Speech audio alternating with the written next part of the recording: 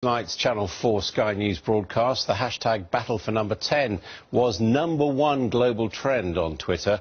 That was around 9 p.m. last night, just as David Cameron and Ed Miliband were kicking off their event. Joining me now is Carl Miller, Research Director at the Centre for Analysis of Social Media at Demos, to talk through the impact of last night's programme on social media. Let's have a look first of all at the sheer volume of online activity about the battle. Here you can see nearly 750,000 tweets between 8 o'clock and this evening, and the peak, that was 228,000 tweets about what was going on an hour. How big is that? For politics, that's absolutely enormous. This was one of the largest digital moments in British political history. Of course, it was only 1/60th of the commentary around Zayn Malik's sad departure from One Direction, but this is larger than anything we've seen before for any of the debates. And we've been looking at the contest, which party was dominating the discussion, and fairly even, although, a fatter amount talking about David Cameron. He did start first, but the peak was actually for Labour. That's right. So the discussion continued for Cameron after he'd stepped off the stage, but really the peak there is for Miliband, right kind of at the beginning of his appearance, when he's during the audience Q&A. Well, let's just have a look at what the substance of what people were saying, Carl. You, along with Demos, Ipsos, Mori and Sussex University, have been separating the tweets out into cheers and boos, red and blue, as we see. Just explain this one a bit. That's right. So here we can see as the lines go up, you're getting more cheers than boos on Twitter. As the line goes down, you can see you're getting more boos than cheers. So really, as soon as Cameron steps onto the stage, you can see that his blue line begins to plummet. He's hit with a really hard first question. He can't remember the number of food banks in the UK.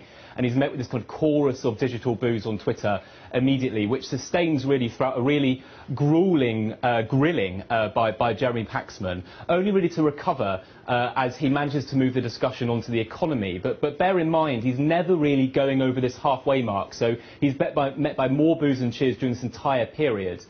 He doesn't really recover much or for very long, and you can see during the audience Q&A, he's still met by a lot of criticism on Twitter indeed, reaching its lowest point during a question about unemployment. Now, he really only recovers as he leaves the stage, and Ed Miliband, you can see, really quite incredibly is getting more cheers than boos. This is something we don't really expect ever to see on Twitter during these kind of events.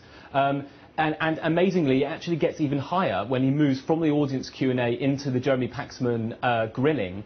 And you can see that he does his best right at the end of his appearance, when he kind of becomes more aggressive, changes his tactics, and issues this kind of galvanising hell yes. So he's getting positives there. He's getting a lot of positives. Now, what do we know about the people who use Twitter? Are they inclined to be critical of the Conservatives or not?